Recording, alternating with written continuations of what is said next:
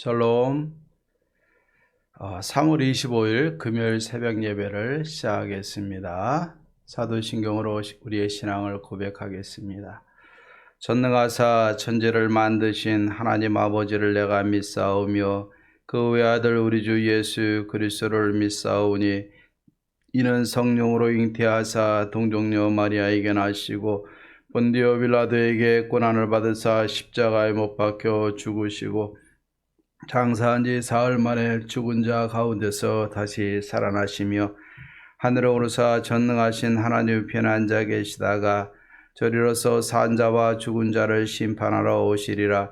성령을 믿사오며 거룩한 공예와 성도가 서로 교통하는 것과 죄를 사하여 주시는 것과 몸이 다시 사는 것과 영원히 사는 것을 믿사옵나이다. 아멘. 우리 찬송가 286장 주 예수님 내 맘에 오사 286장을 부르겠습니다.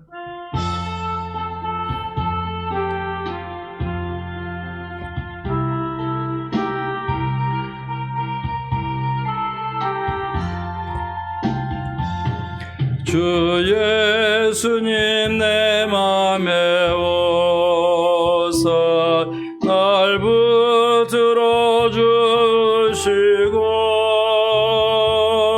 내 마음에 새 힘을 주사 늘 기쁘게 하소서. 사랑의 주 사랑의 주 내 마음속에 찾아오사 내 모든 죄 사하시고 내 상한 맘 고치소서. 주 예수님 내 맘에 오사 내 소원 다하시고 내 무거운 짐 맡아주사 참 평안을 주소서. 사랑의 주 사랑의 주 내 마음속에 찾아오사 내 모든 죄 사하시고 내 상한 맘 고치소서. 주 예수님 내 맘에 오사 날 정결케 하시고 그 은혜를 내 맘에 채워 늘 충만케 하소서. 사랑의 주 사랑의 주 내 마음속에 찾아오사 내 모든 죄 사하시고 내 상한 맘 고치소서. 주 예수님 내 맘에 오사 내 길 인도하시고 주 성령을 내 맘에 채워 늘 충만케 하소서. 사랑의 주 사랑의 주 내 마음속에 찾아오사 내 모든 죄 사하시고 내 상한 맘 고치소서.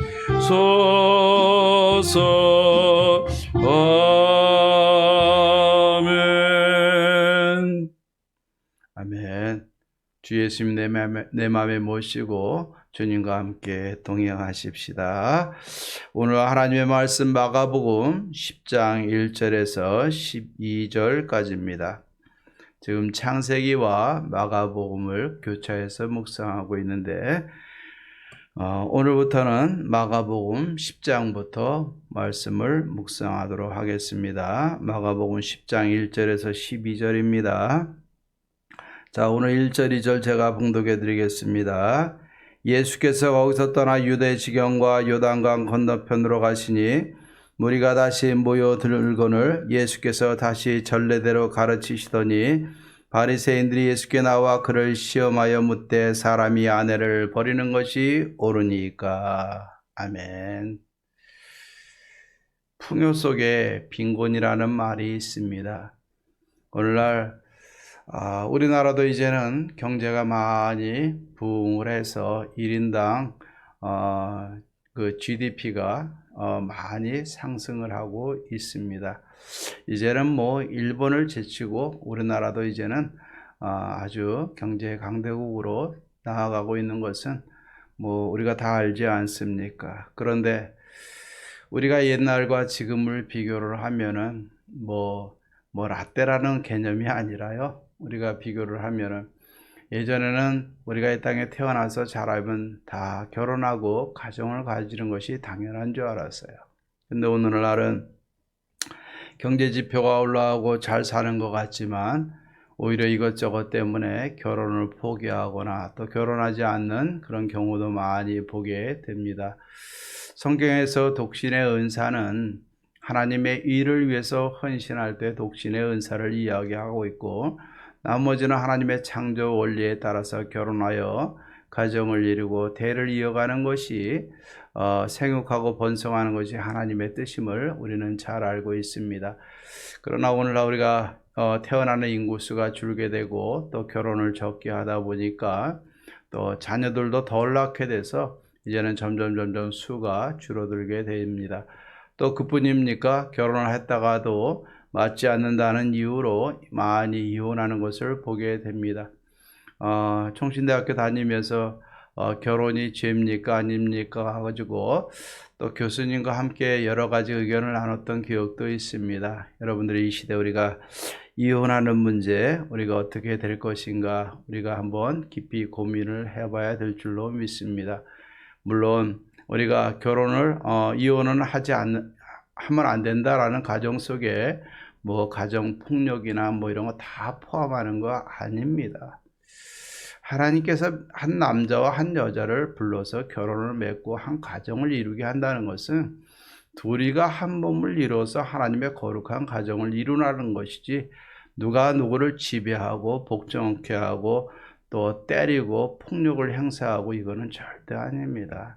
그렇기 때문에 제가 개인적인 이야기로 나아가면은 결혼하기 전에 하나님의 은혜 가운데 자신의 모든 지나온 날의 상처를 먼저 하나님의 은혜 가운데서 다 치유받고 결혼에 임했으면 참 좋겠습니다. 그것을 치유받지 못하면 살면서 나와 부부 속에서 또 자녀들과의 관계 속에서 그 상처가 발목을 많이 잡게 되는 것을 보게 됩니다. 우리가 하나님 앞에서 기도하고 내 안에 있는 상처를 다 먼저 하나님 앞에서 치유받고 이기적인 마음이 아니라 하나님의 은혜 안에서 아름다운 가정을 이루고 하나님의 축복의 터전을 만들 수 있는 복된 가정들 되기를 바라고, 또 이미 결혼하여 가정을 이룬 성도님들은 당연히 하나님의 은혜 안에서 화합을 이루고 하나님의 뜻을 이루어갈 수 있는 복된 가정으로 세워져야 되리라 믿습니다. 자, 오늘 근데 이렇게 하나님이 복의 터전으로 우리에게 결혼을 허락해 주셨는데, 오늘 바리새인들이 예수님을 시험하기 위해서 예수님 앞에 나와서 이 이혼 문제를 가지고 예수님의 책을 잡으려고 오늘 나와서 질문을 던지고 있어요. 사람이 아내를 버리는 것이 옳습니까? 라고서 시험하면서 물었습니다. 우리가 잘 아는 것처럼 성경에 보면은 모세가 이혼 증서를 내줘 버리기를 허락했다라고 이야기를 하고 있습니다. 자, 여기 보십시다. 모세는 이혼 증서를 줘 버리기를 허락하였다. 예? 버리라는 말은 아닌데요. 그죠? 이혼을 허락한 것에 대해서 우리 예수님께서는 뭐라고 해석을 하고 있냐면 너희 마음이 완악함으로 말미암아 이 명령을 기록하였거니와 라고 얘기를 하고 있어요. 하나님은 이혼을 정당하기 위해서 모세에게 허락한 것이 아니라 남성 우선주의로 우월주의로 여자들이 진짜 이혼 증서만 써서 그냥 막 이혼시키고 여인의 삶이 피폐해지는 것을 막기 위해서 하나님이 이혼 증서, 가는 외에 이 이혼 증서로 써서 주고서 이혼을 시켜라 라고 얘기를 하고 있는데, 오히려 여인을 보호하고자 했던 이 법을 바리새인들은 이혼을 해도 된다라는 법으로 합리화시키고 있는 겁니다. 그래서 오늘 예수님께서 뭐라고 얘기합니까? 너희 마음이 완악함으로 말미암아 이 명령을 기록하였거니와 라고 얘기하면서 예수님은 모세의 율법이 아니라 그 위에 상의하는 하나님의 창조 원리를 가지고 이야기를 하고 있습니다. 하나님께서 남자와 여자를 창조하셨는데 한 사람이 그 부모를 떠나 둘이 한 몸이 될지니 이제는 둘이 아니요 하나이고 한 몸이고 사람이 이것을 나눌 수 없다라고서 분명히 이야기하고 있고, 이혼한 상태에서 아내를 버리고 다른 여자에게 장가들거나 또 남편을 버리고 다른 남자에게 장가를 들면 이건 간음하는 일이다 분명히 오늘 이야기를 하고 있습니다. 자, 오늘 여기에 보면 이 바리새인들은 하나님의 말씀의 핵심을 갖고 있는 것이 아니라 자기들의 어떤 학파와 또 자기들이 추구하는 그 이념을 가지고 예수님 앞에 질문을 하고 있어요. 당시에 이스라엘의 주된 학파는 샴마이 학파와 힐렐 학파가 있었는데, 이 샴마이 학파는 간음 외에는 이혼을 금지하되 간음한 것으로는 이혼할 수 있다라고 이야기를 하고 있습니다. 그렇기 때문에 예수님께서 이혼하면 안 된다라고 하면 예수님은 도덕주의적이고 위선가가 될 수밖에 없는 것이고, 힐렐 학파라는 사람은 성경대로 이혼할 수 없다, 무조건 없다라고 얘기하는 겁니다. 그렇기 때문에 이혼을 해도 된다라고 얘기하면 이건 신학적인 문제가 대두되게 되는 것입니다. 어느 쪽으로도 대답을 하더라도 책을 잡힐 수밖에 없는 예수님이지만, 예수님은 그들의 마음의 완악함을 보고 예수님은 창조 원리를 통해서 이 결혼관에 대해서 분명히 말씀을 해주고 있습니다. 저는 오늘 이 말씀을 통해서 하나님이 제게 주시는 말씀은 5절 말씀, 예수께서 그들에게 이르시되 너희 마음이 완악함으로 말미암아 이 명령을 기록하였거니와. 저는 그렇게 생각을 합니다. 예수님께서 분명히 말씀하셨어요. 너희 마음이 완악함으로 말미암아. 하나님은 창조법을 분명히 주셨는데 인간의 마음이 완악해서 그것을 악용을 하기 때문에 하나님께서 이 명령을 기록을 했다라고 이야기하고 있어요.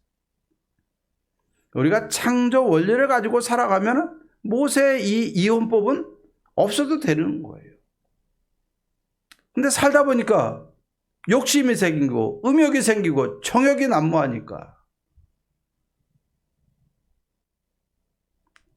잘못을 하게 되고 이것을 합당화시키려고 하다 보니까 이혼에 대해서 생각할 수밖에 없는 것입니다.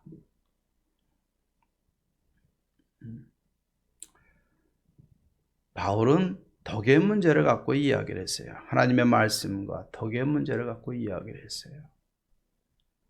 저도 동의합니다. 하나님의 창조 원리가 있는데 오늘날도 많은 사람들이 술의 문제, 마약의 문제, 이혼의 문제, 여러 가지 문제를 가지고 우리가 많이 방황하고 있어요. 근데 저는 이 문제를 좀 우리가 다른 차원에서 생각을 했으면 좋겠습니다. 저는 술을 죄로 여기는 사람이에요. 목회자입니다. 저는 합당화될 수 없다고 생각을 하고 있어요. 물론 술을 드셔도 교회에 오셔야 되는 것이고 저는 언제든지 반겨줍니다. 하지만 우리가 하나님 앞에 진정으로 바로 서서 바로 우리가 믿음 생활하기 위해서는 술 문제 분명히 해결해야 되는 것입니다. 거꾸로 얘기하면 술 문제 하나 해결하지 못하면서 하나님의 주권의 문제 우리가 어떻게 해결할 수 있어요? 술의 문제는 도덕 윤리적인 문제가 아니라 행위의 문제가 아니라 주권의 문제입니다. 저는 그렇게 믿습니다. 이혼의 문제도 마찬가지예요. 주권의 문제예요. 결혼하고서 행복하게 사는 사람들에게 있어서 이혼 문제가 적용이 되질 않아요. 근데 살다 보니까 불편한 거예요. 나빠진 거예요, 관계가. 그러니까 이혼 문제가 대두가 되는 거예요. 네. 우리가 상황이 생기고 그 상황을 어떻게 하면 이것을 해결해 나갈까 하다 보니까 자기 합리화를 시키는 겁니다. 요새 남성들이 여자들 이혼증서 써서 버리면 그만이에요. 여인들은 버림받은 여인으로 평생 고통받으면서 살아가야 돼요. 얼마나 비참합니까, 여러분들? 이것을 막기 위해서 간음 외에는 이혼할 수 없다라고 써준 거예요. 그런데 이것을 이혼을 합당화시키는 법으로 바꿔버렸어요. 전통으로. 상황 논리에 빠져서는 안 되는 것이고, 예? 왜? 내가 직장에 나가니까는 직장 동료들과 술자리를 할 수밖에 없다는 이야기를 갖고 상황 논리에 빠져서는 안 되는 것이고, 그것을 합리화하기 위해서는 뭐 독주니, 뭐니 이야기를 하고 있어요. 그런 1차원적인 생각이 어디 있습니까? 예. 상황이 있으면 그것을 이겨나가려고 하는 것이지 왜 그것을 합리화시키는 대상으로 만들어버립니까? 가정 문제도 마찬가지예요. 상황이 생기면 기도하고 하나님과 함께 해결해 나가야 되는 것이에요. 물론 제가 얘기하는 것은 폭력이나 뭐 극단적인 상황 그것까지 다 수용하는 거 아니에요. 오늘날도 분명히 이혼의 문제 심각하게 고민을 해야 됩니다. 그러나 원리적인 면에서 우리가 기도하고 그 상황을 해결해 나가면서 하나님의 선하신 길을 찾아야 되는데, 상황이 생기니까 이렇게 저렇게 생각하고 자신을 합리화시키면서 마음의 완악함으로 나를 합리화시키면서 그 문제를 해결해 나갈 때는 우리는 바리새인들과 똑같은 잘못을 저지르고 있다는 사실을 우리는 기억해야 돼요.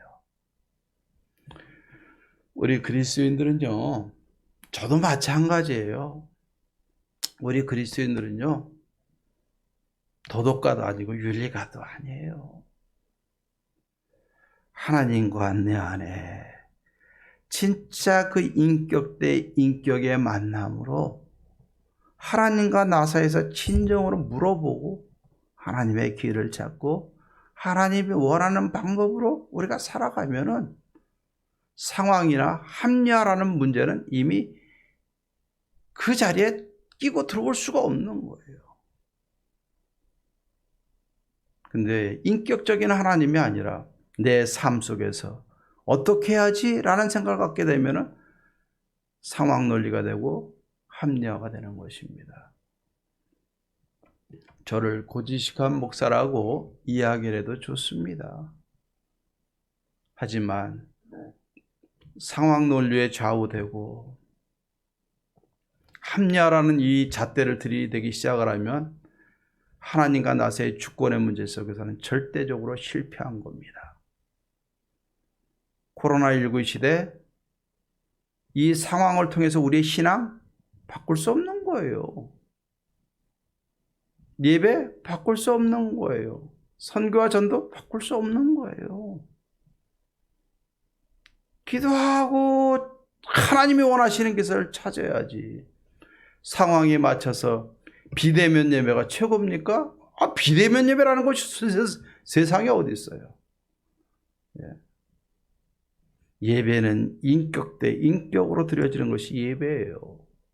공적인 예배는 하나님의 은혜 안에서 한 공간에서 얼굴을 맞대고 하나님과 나 사이에, 목사와 성도 사이에, 성도와 성도님들 사이에 함께 더불어 한 가족임을 보면서 하나님 앞에 예배하는 게 진짜 예배예요.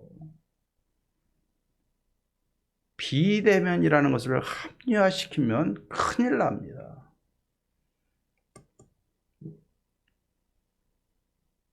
저부터도 게을러지지 말고 상황에 따라서 나를 합리화시키지 말고 본질을 붙잡고 하나님과 나 사이에 인격 대 인격으로 하나님의 말씀을 가지고 하나님을 시험하지 말고 나를 합리화시키지 말고 말씀 그대로 하나님과 인격 대 인격의 만남을 통해서 하나님의 음성을 듣고 그 음성을 가지고 하나님의 뜻대로 우리가 상황들을 극복해 나가면서 믿음으로 전진해 나가면 하나님은 홍해도 가르시고 요단도 가르시고 해와 달들도 멈추시는 그 하나님이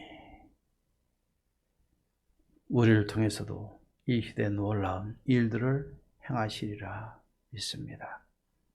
상황 논리에 따라서 나를 합리화시키는 완악한 마음이 아니라 하나님 앞에서 겸손히 물어보고 하나님이신 마음으로 행하면서 하나님의 뜻을 이루어갈 수 있는 그러한 진정한 그리스도인들이 되어지기를 주의 이름으로 축원합니다. 기도하십시다.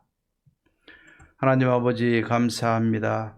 오늘 이혼 문제로 예수님을 시험하고자 나온 바리새인을 통해서 하나님의 창조 원리가 무엇이고 그들의 이런 질문을 가진 것이 마음의 완악함 때문임을 분명히 짚고 넘어가신 하나님 감사합니다.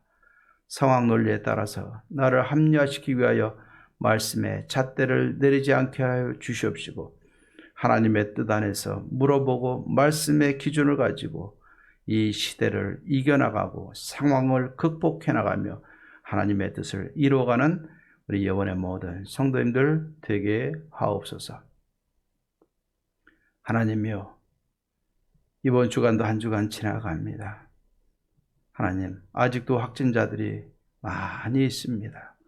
이 상황 속에서 내가 어떻게 해야 내가 하나님을 참으로 예배하고 하나님이 기뻐하는 일들을 이루며 나와 가정과 교회를 세울 것인가 잘 생각하고 기도하고 합리화하라는 것이 아니라 믿음으로 극복해 나갈 수 있는 진정한 그리스도인들 하나님의 자녀들이 되게 하옵소서.